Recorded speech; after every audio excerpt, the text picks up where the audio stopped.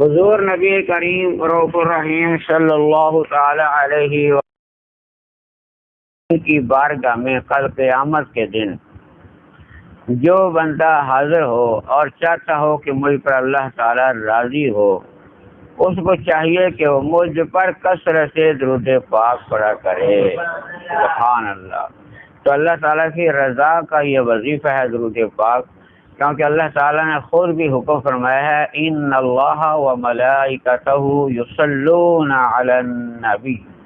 یا ایھا الذین آمنوا صلوا علیہ وسلموا تسلیما، کہ اللہ رب العالمین اور اس کے فرشتے درود بھیج رہے ہیں، اور ایمان والو تم بھی میرے محبوب صلی اللہ علیہ وسلم پر خوب درود و سلام بھیجا کرو۔ اس لیے درود و سلام پڑھنا یہ اللہ رب العالمین کے حکم کی پیروی ہے۔ تو رسول برکت ایک دفعہ درود شریف پڑھ لیجیے۔ اللہم صلی علی سیدنا محمد وعلی آل سیدنا محمد وبارک وسلم صلی علیہ۔ اللہ رب العالمین نے قرآن مجید فرقان حمید میں ارشاد مبارک فرمایا وَتَعَاوَنُوا عَلَى الْبِرِّ وَالتَّقْوَى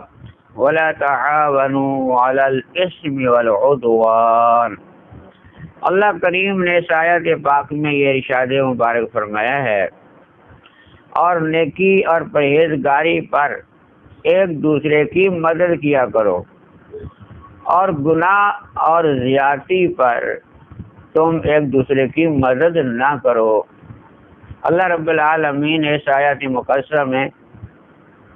ایک بہت بڑا پیغام دیا ہے، جو انسانیت کو سدھارنے کا پیغام ہے، جو انسان کو نیک بنانے کا پیغام ہے، کہ اللہ رب العالمین نے فرمایا کہ نیکی اور پرہیزگاری میں تو مدد کرو ایک دوسرے کی۔ مدد کرنا یہ اللہ رب العالمین کی طرف سے حکم ہے۔ تو حالانکہ مدد ساری اللہ تعالیٰ کی ہوتی ہے، بندے کو جو اختیار دیا گیا ہے یہ اللہ تعالیٰ کی طرف سے ہے۔ جس کو جتنا اختیار دیا گیا یہ اللہ رب العالمین کی طرف سے اختیار ہے، بندے کا تو کام ہے حکم ماننا۔ تو اس لیے جو بندہ اپنے رب کے حکم کی پیروی کرتا ہے، نیکی میں مدد کرتا ہے، تو نیکی کرنے میں کسی کو بتایا کہ بھئی یہ فلاں کام نیکی کا ہے جو تم کر رہے ہو، اور فلاں کام جو تم کر رہے ہو یہ برائی کا ہے۔ کہ کوئی بندہ نماز پڑھ رہا ہے تو دوسرے کو بھی کہا جائے بھی نیکی کا کام یہ ہے جو یہ لوگ کر رہے ہیں، اور جو شراب پی رہے ہیں یا جوا کھیل رہے ہیں یا رشوت لے رہے ہیں یا اللہ تعالیٰ کی اور جو نافرمانی ہے، جھوٹ ہے، مکاری ہے، بے حیائی ہے، فحشی ہے، جو اس میں لگے ہوئے ہیں، ان کو بتانا بھی ضروری ہے، ان کو بتانا بھی اللہ رب العالمین کی اطاعت ہے، کہ ان کو روکا جائے، ان کو اس کام سے روکا جائے۔ اگر نہ روکیں تو ان کی کہیں بھی مدد نہ کی جائے، کہ اس برے کام میں ان کی مدد نہ کی جائے، یہ اللہ تعالیٰ نے منع فرمایا ہے کہ ان کے ساتھ تعاون نہ کرو۔ تو اس لیے نیکی کے کاموں میں تعاون کرنا چاہیے، کوئی بھی نیکی کا کام ہے اس میں ضرور تعاون کرے کہ اس کی نیکی کا شوق اور بڑھے، اس کو نیکی کا اور موقع ملے۔ تو گناہ کے کاموں میں بالکل نہیں مدد کرنی چاہیے، اس چیز سے اللہ تعالیٰ نے منع فرمایا ہے۔ اور اللہ رب العالمین کا یہ حکم جو ہے، کیونکہ جب انسان یہ اختیار کرتا ہے کہ ایک بچہ ہے، مثال گھروں میں ہمارے ایک بچے کو اگر کسی نے یہ روک دیا کہ بیٹا تم یہ کھیلنے جا رہے ہو، یہ کھیل اچھا نہیں ہے، کہ جوا کھیلنا، گیم کھیلنا، یہ اس طرف جانا، یہ انسان کو ایک تو وقت برباد ہوتا ہے، دوسرا انسان کا پیسہ بھی برباد ہوتا ہے، تو یہ اچھا نہیں ہے۔ اگر والدین نے یہ سمجھایا تو انہوں نے بہت اچھا کیا، اس بچے کی تربیت کی ہے۔ تو اگر اس کو سمجھایا ہے کہ بیٹا نماز پڑھنا یہ اللہ تعالیٰ کے حکم کی پیروی ہے، نماز پڑھنے سے اللہ تعالیٰ راضی ہوتا ہے، جب اللہ تعالیٰ راضی ہو جاتا ہے تو جنت کے انعام و کرام عطا فرماتا ہے، یہ اب ان کی تربیت کی گئی، ان کو سمجھایا گیا۔ تو نیکی میں انسان ایک دوسرے کی اصلاح کرے، اس کی مدد کرے، مدد کرنا اس کی اصلاح کرنا یہی ہے کہ انسان سمجھائے۔ امام غزالی رحمۃ اللہ علیہ مکاشفۃ القلوب میں فرماتے ہیں کہ حضرت سیدنا انس بن مالک رضی اللہ تعالیٰ عنہ سے مروی ہے حدیث سے مبارکہ کہ نبی کریم رؤوف الرحیم صلی اللہ تعالی علیہ وآلہ وسلم نے ارشاد مبارک فرمایا، جو کوئی اپنے مسلمان بھائی کی حاجت پوری کرنے میں چلا، اس کی مدد کی اللہ تعالیٰ کی رضا کے لیے، تو بھلائی کے کام میں اس کے ساتھ گیا، اس کے اللہ رب العالمین ہر قدم پر، ایک ایک قدم پر 70 نیکیاں اللہ تعالیٰ عطا فرماتا ہے، ایک ایک قدم پر 70 نیکیاں عطا فرماتا ہے، اور اس کے 70 گناہ بھی مٹا دیے جاتے ہیں۔ یہ تو ساتھ چلنے کا انعام و کرام ہے کہ کسی بھائی کی پریشانی تو اس نے دور کرنے کے لیے اس کے ساتھ گیا، میں تیرے ساتھ چلتا ہوں تیری پریشانی دور ہو جائے، تو اس کے جتنے قدم ہیں ہر قدم پر 70 نیکیاں بھی ملیں گی، 70 اور اس کے گناہ بھی معاف کر دیے جائیں گے۔ یہ تو ساتھ جانے کا ہے۔ اب اگر وہ بندہ اس کی حاجت پوری کرنے میں کامیاب ہو جاتا ہے کہ کسی کی جا کے سفارش کر دی، بھئی یہ تیرا مقروض ہے، چند دن اس کو اور مہلت دے دو، یا کسی کے اور تعاون جا کیا کہ کسی بھی طریقے سے، تو اب اس کی مدد کرنے میں بندہ کامیاب ہو گیا۔ تو مدد کرنے میں جب کامیاب ہو گیا نا، تو اللہ رب العالمین اس کو اتنا ثواب عطا فرماتا ہے کہ وہ گناہوں سے اس طرح نکل جاتا ہے، اس طرح پاک و صاف ہو جاتا ہے، جس طرح پہلے دن جب بچہ پیدا ہوتا ہے تو گناہوں سے پاک صاف ہوتا ہے، ہر گناہ سے بالکل پاک صاف ہو جاتا ہے۔ جو مسلمان کی خیرخواہی کے لیے جاتا ہے اس کی مدد کرتا ہے اور اس کی بھلائی میں وہ کامیاب ہو جاتا ہے، مدد کرنے میں، بھلائی کے کام میں مدد کرنے میں کامیاب ہو جاتا ہے، تو اللہ رب العالمین اس کے سارے گناہ معاف فرما دیتا ہے۔ سبحان اللہ۔ تو فرماتے ہیں کہ حضور علیہ الصلوۃ والسلام کا یہ فرمان کہ جس وقت اگر اس بھائی کی حاجت پوری کرنے کے دوران بھی حاجت پوری کرنے کے لیے جا رہا تھا، رستے میں رکاوٹ بن گئی، رستے میں کوئی ایسا موقع آ گیا کہ موت ہو گئی، اس کی فوت ہو گیا بندہ، تو وہ بندہ جو اپنے مسلمان بھائی کی مدد کے لیے جا رہا تھا رستے میں فوت ہو گیا نا، تو اس کو اللہ رب العالمین بغیر حساب و کتاب کے جنت میں داخل فرمائے گا۔ سبحان اللہ، اتنی بڑی سعادت ہے اپنے مسلمان بھائی کی مدد کرنے میں۔ تو مدد کرنی کس میں؟ نیکی کے کام میں کرنی ہے، کہ نیکی کام کہ اس کے گھر کے اخراجات ہیں تو ان کو پورا کرنے کے لیے کسی سے زیادہ بات کر دی، یا کسی کے ساتھ گیا خود تعاون کیا، یا کسی سے تعاون کروایا، تو کوئی بھی مدد کرتا ہے تو اللہ رب العالمین اس کو یہ اتنا بڑا اجر عطا فرما دیتا ہے۔ اور پھر رمضان المبارک میں تو اس کے اور بھی بارے نیارے ہو جاتے ہیں۔ رمضان المبارک میں تو اللہ رب العالمین 70 گنا اور بڑھا کے ثواب عطا فرماتا ہے۔ پیارے آقا نبی کریم صلی اللہ علیہ وآلہ وسلم کا ارشاد مبارک ہے، آپ فرماتے ہیں اپنے صحابہ کرام علیہ رضوان کو خوشخبری سناتے ہوئے، کیا میرے پیارے صحابہ کرام کہ رمضان المبارک کا پیارا مہینہ آ گیا ہے جو بہت ہی بابرکت مہینہ ہے، اللہ تعالیٰ نے اس کے روزے تم پر فرض فرمائے ہیں، اس میں جنت کے دروازے کھول دیے جاتے ہیں، جہنم کے دروازے بند کر دیے جاتے ہیں، سرکش شیاطینوں کو قید کر دیا جاتا ہے، اس میں ایک رات ایسی آتی ہے جو 1000 مہینوں سے بڑھ کر ثواب رکھتی ہے۔ تو اللہ رب العالمین نے یہ مہینہ خاص ہمیں عطا فرمایا کہ اس مہینے کے اندر ضرور اپنے رب کی جو ہے عبادت ایسی کرنی چاہیے کہ بندہ اپنے رب کو راضی کرنے میں کامیاب ہو جائے۔ سرکار تو عالم نبی کریم صلی اللہ علیہ وآلہ وسلم کا ارشاد مبارک، اس حدیث مبارکہ کو حضرت سیدنا عبد الرحمن صفوری رحمۃ اللہ علیہ اپنی نقل فرماتے ہیں کہ سرکار دو عالم نبی کریم صلی اللہ علیہ وسلم نے ارشاد پاک فرمایا، جو کوئی بندہ ماہ رمضان شریف میں، رمضان المبارک کے مہینے میں کسی مجلس نیک میں جاتا ہے، نیک مجلس جیسے جہاں اللہ کا ذکر ہے، اللہ کے رسول کا ذکر ہے، قرآن و حدیث کا ذکر ہے،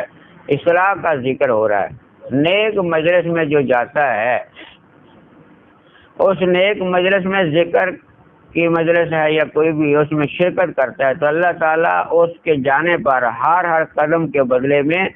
ایک سال کی عبادت کا ثواب عطا فرماتا ہے، اور بروز قیامت وہ عرش کے سائے میں اللہ رب العالمین اس کو رکھے گا، جو اپنے رب کا دین سننے کے لیے، دین سمجھنے کے لیے دین کی محفل میں گیا کہ میری اصلاح ہو جائے، کیونکہ بندے کا مقصد یہ ہونا چاہیے کہ میری اصلاح ہو جائے، میں رب کا تابع دار ہو جاؤں، جو میری کمیاں ہیں وہ دور ہو جائیں۔ تو اپنی اصلاح کے لیے کوئی بندہ جائے، نہ کہ لذت کے لیے، نہ کسی کے دکھلاوے کے لیے، یہ ایسا نہیں جانا چاہیے کہ لوگ کسی کے منہ کی طرف جاتے ہیں کہ وہ کیا کہے گا کہ میں نے بلایا تھا، یا کسی کو دکھلانے کی ضرورت نہیں ہے۔ اللہ رب العالمین کی رضا کے لیے جائیں گے تو فائدہ پائیں گے۔ تو ایسے لوگ جو اللہ تعالیٰ کی رضا کے لیے دین کی محفل میں جاتے ہیں، اپنے آپ کو سدھارنے کے لیے کہ مجھے کچھ سمجھ آ جائے کہ اللہ تعالیٰ کا حکم کیا ہے، مجھے زندگی کیسے گزارنی چاہیے، دین کی مجھے سمجھ آئے، تو ایسے بندے کو اللہ تعالیٰ عرش کا سایہ نصیب فرمائے گا قیامت کے دن، سبحان اللہ۔ اور جو کہ رمضان شریف میں نماز با جماعت ادا کرتا ہے کہ میرے رب کا حکم ہے، رمضان المبارک کا مہینہ ہے، مجھے ثواب بھی زیادہ ملے گا، تو اس پر پابندی کرتا ہے، نماز با جماعت پڑھتا ہے، اللہ رب العالمین اس خوش نصیب کو، حضور علیہ السلام فرماتے ہیں کہ ہر رکعت کے بدلے میں نور کا ایک شہر عطا فرمائے گا، ایک رکعت کے بدلے میں نور کا ایک شہر عطا فرمائے گا اس خوش نصیب کو جو رمضان المبارک میں با جماعت نماز ادا کرتا ہے۔ تو جو کہ رمضان المبارک میں اپنے والدین کے ساتھ احسان کرے گا، اللہ تعالیٰ اس کی طرف نگاہ رحمت فرمائے گا، تو اللہ تعالیٰ کی رحمت کی نظر جب ہو جائے تو بیڑے ہی پار ہو جاتے ہیں۔ تو یہ والدین کے ساتھ احسان کرنے پر اللہ تعالیٰ کی طرف سے نظر رحمت حاصل ہوتی ہے۔ ہمارے پیارے آقا علیہ السلام اس کے ذمہ دار ہوں گے، سرکار فرماتے ہیں کہ میں اس کا ذمہ دار ہوں کہ جو بندہ یہ بھلائی کرتا ہے میں اس کا ذمہ دار ہوں، اور جو کوئی ماہ رمضان میں کسی مسلمان بھائی کی کوئی بھی حاجت پوری کرتا ہے، کہ کوئی بندہ پریشان ہے، کسی مجبوری میں ہے، اس کی حاجت پوری کرتا ہے، اس کے ساتھ مدد کرتا ہے، اس کے ساتھ تعاون کرتا ہے، تو اللہ رب العالمین اس کے 10 لاکھ حاجتیں پوری فرماتا ہے اس بندے کی، جس نے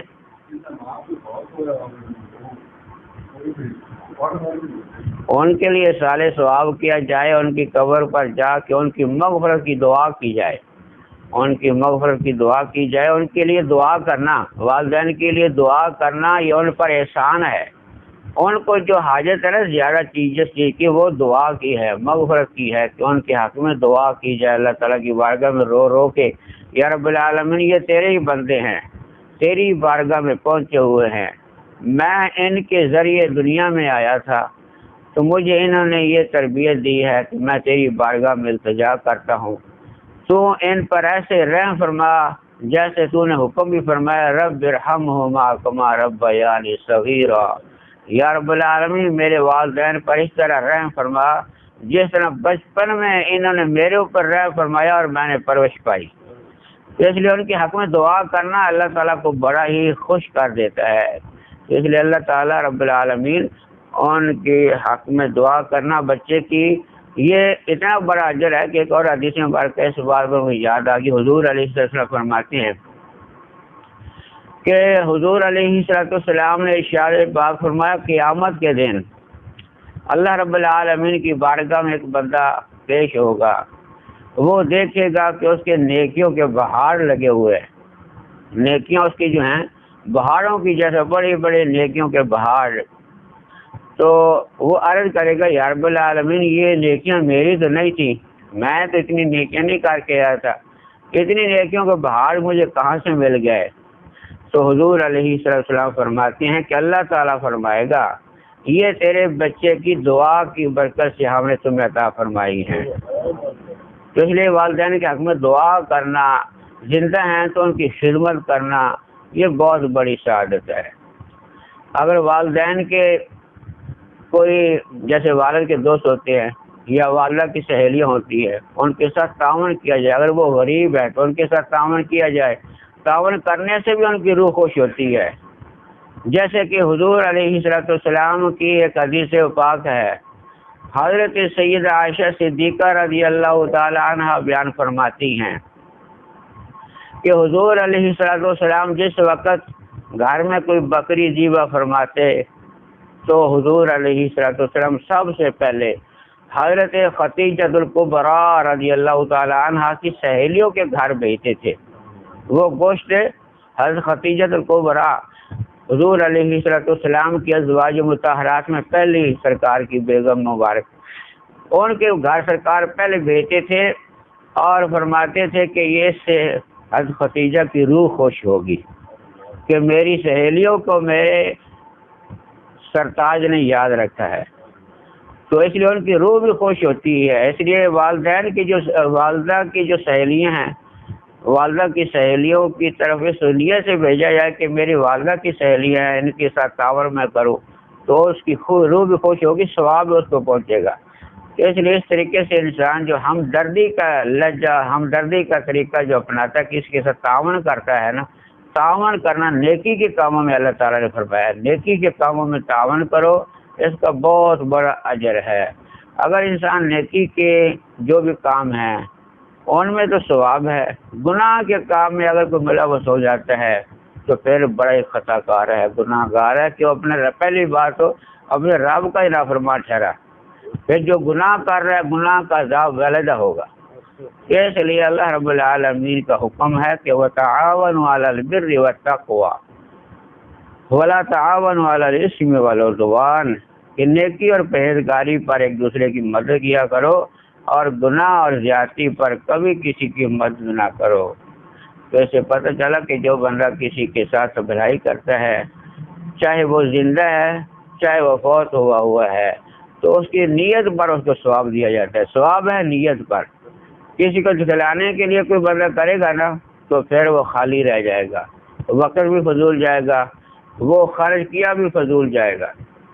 اس لیے ہمیں اللہ تعالیٰ کی رضا کے لیے قدم اٹھانا چاہیے۔ جو اللہ تعالیٰ کی رضا کے لیے قدم اٹھاتا ہے پھر اللہ رب العالمین اس کو بے شمار اجر عطا فرماتا ہے۔ دعا ہے اللہ رب العالمین کی بارگاہ ہمیں اللہ تعالیٰ ہمیں سمجھنے کی اور زندگی پر عمل کرنے کی توفیق دے۔ افضل ذکر لا الہ الا اللہ لا الہ